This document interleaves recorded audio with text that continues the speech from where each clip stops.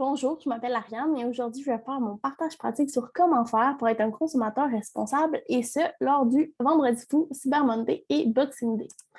Donc, pour vous mettre en contexte, le Vendredi fou est apparu environ dans les années 1950 aux États-Unis.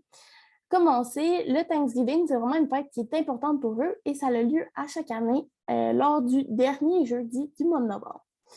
Donc, dans ces années-là, dans les années 1950, le vendredi est devenu une journée de congé pour permettre aux gens d'avoir accès à une plus longue fin de semaine et c'est de là que leur est venue l'idée de pouvoir commencer leurs achats des fêtes plus tôt. Donc, c'est quelques années plus tard, dans les années 70, que l'expression vendredi noir ou Black Friday est apparue. Pour les clients, ça a vraiment comme avantage aujourd'hui d'avoir accès à des promotions bien spéciales qui n'auraient pas nécessairement au courant de l'année. Puis pour les entreprises, c'est un moyen pour eux de garder leurs clients, donc d'être présents. Par contre, il y a des mouvements anti-vendredi fou. Il y a des acteurs qui dénoncent la surconsommation que ça entraîne. Puis il y en a d'autres qui aimeraient qu'on encourage un peu plus l'achat local. Donc, selon Statista, en 2022, il y a 43% des consommateurs mondiaux en moyenne qui pensaient profiter des soldes du Black Friday du Cyber Monday lors de leur achat pour les fêtes de fin d'année.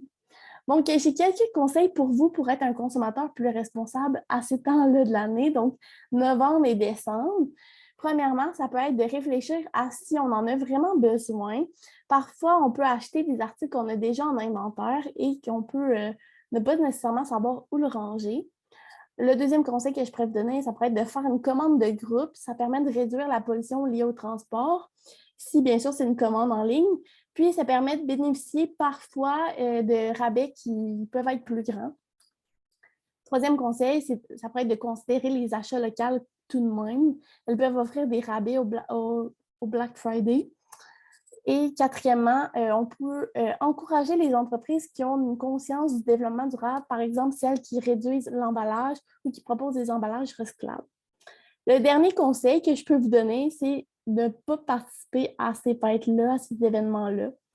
Ça peut être une façon aussi d'être plus responsable à ce temps-là de l'année. Donc, pour conclure, je pense vraiment qu'il y a moyen d'être responsable tout en étant autant sollicité. Et vous, qu'est-ce que vous en pensez?